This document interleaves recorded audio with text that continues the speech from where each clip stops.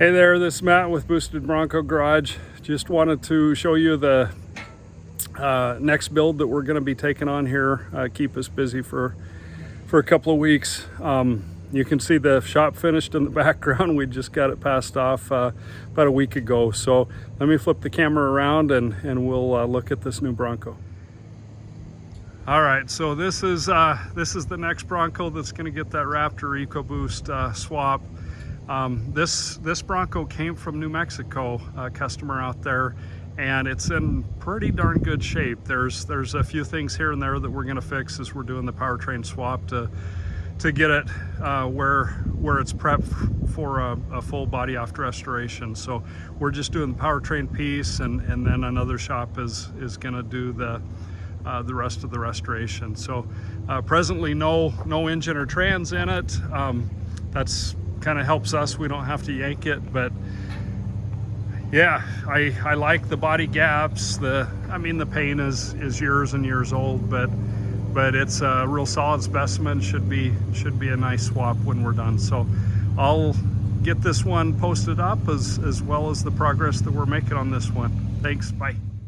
So we're in the process of installing the pulley to this pump, and there's a couple of things that are unique and interesting about this setup. So when you get and we do all this for customers, but one of the challenges that we face is these pulleys, when they come in, are set up for about a 5 to 6 thousandths press fit on the pulley shaft, and that's altogether too much.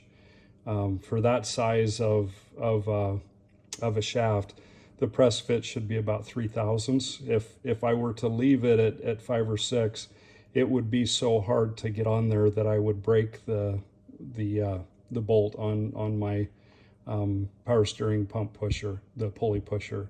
And so what I have to do when I get these in is bore out the center to be within about that 3 to 4 thousandths press maximum. So I also wanted to show you the setup once this goes on the engine. So let me pause here and shift camera.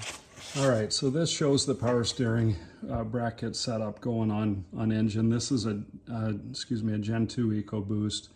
And so the pulley setup on the front's just a little bit different than Gen 1. But essentially the process that we go through, because these, where we mount these bolts with the spacers in 4 positions on the Gen 2, there's a little different setup on the Gen 1, as I mentioned. These two down here share the same position on the Gen 2 versus Gen 1. And then these upper ones are different, but largely the same setup.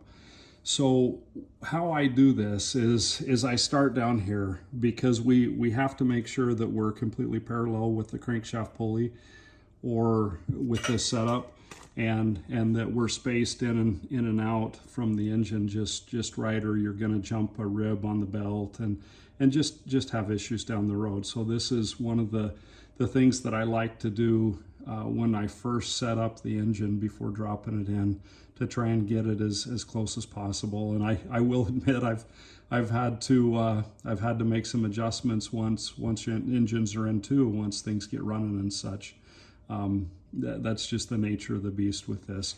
But these two down here are the same length, and then the other two up on top are slightly different lengths. And so I start by bolting the setup in with just these two, okay?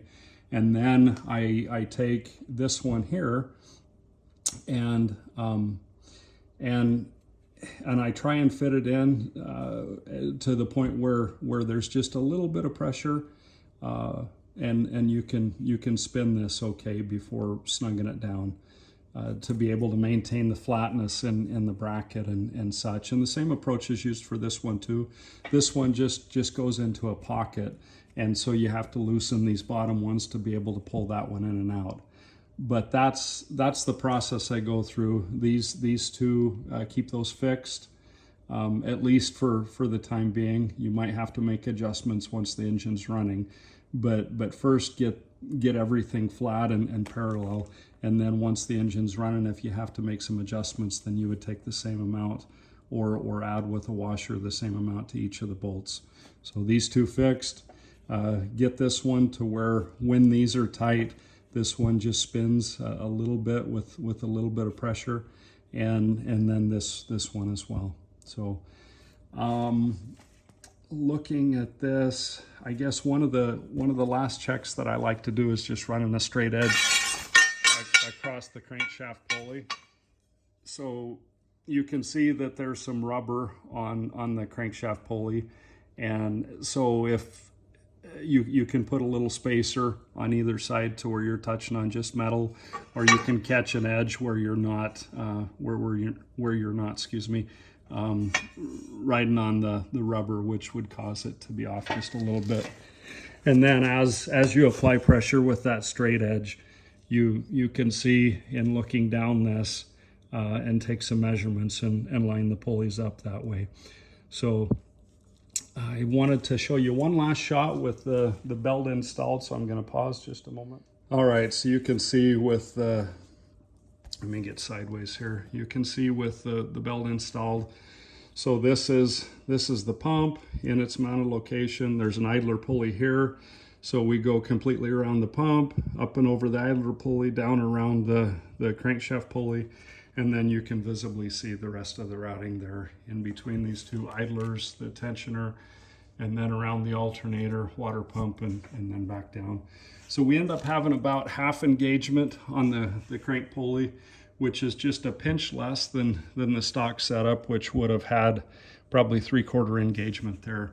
So with that, it's pretty important that stay clean and oil free, and that you use a high quality, good grippy belt. Otherwise, you know, you're gonna potentially slip some belt in instances where you're drawing high load from the alternator, or drawing a high load from the steering pump at full lock, you know, when it squeaks and such. So all right, that's all I wanted to show you with this setup on the front. Again, this is a Gen 2. This is our kit that allows us to be able to mount our AC compressor here and run it off the stock inner sheave on the belt there.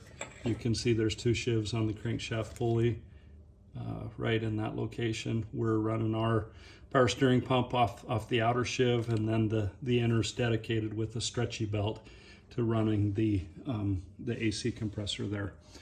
So we like to convert these to AN style fittings when we're setting it up. Haven't done that yet, and get the right orientation to attach our power steering reservoir there. So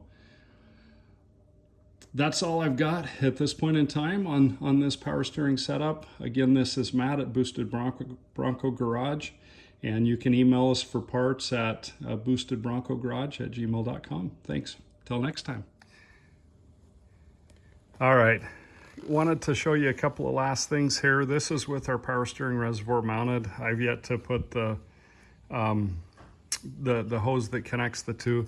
This reservoir is about 1 quart, maybe a pinch more when you look at airspace and whatnot. But we've kind of learned by trial and error that 1 quart is about the right place where you want to be to keep things cool and whatnot.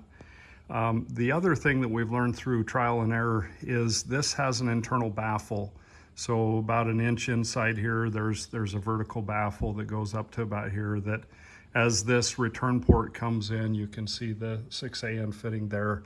It slows that fluid down and gets the air out of it, and then gradually it works its way up, spills over, and then drops down into the pump. So that prevents belt squill and whatnot by having the baffle in the system and having enough capacity there. The other couple of things I wanted to point out is this is the heater hose circuit essentially. So this here is oh, I believe this is outlet or return. I forget which one right off.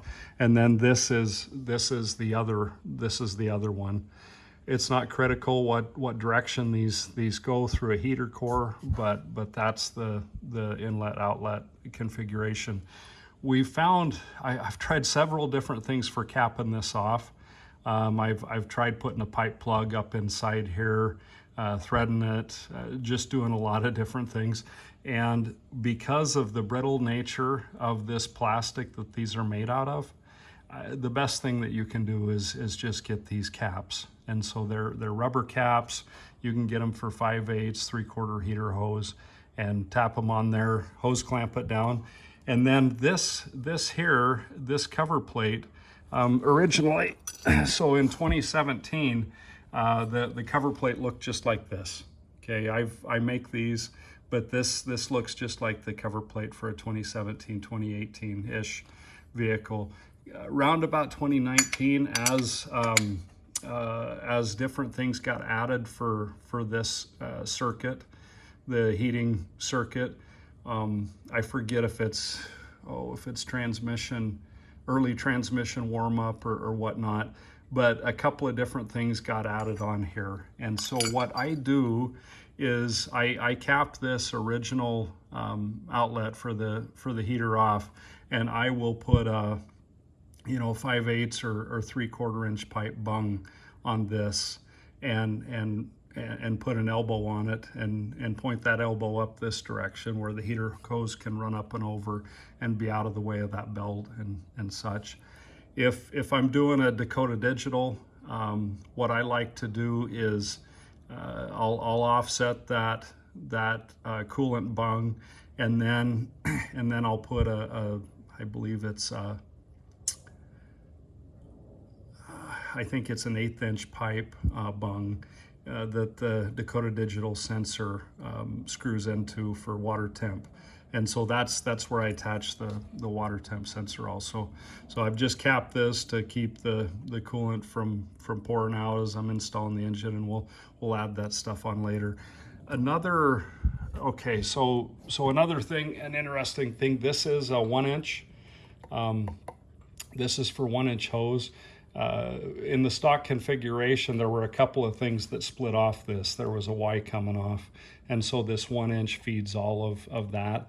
What I like to do is just come immediately off with a 90-degree hose. Okay, there's room to do that if it's a tight 90 bend, and then I'll aim that up this way and adapt it down with a hose type bushing to 5/8 heater hose, to where you've got, after you do that 1 inch turn, adapt it down to 5/8.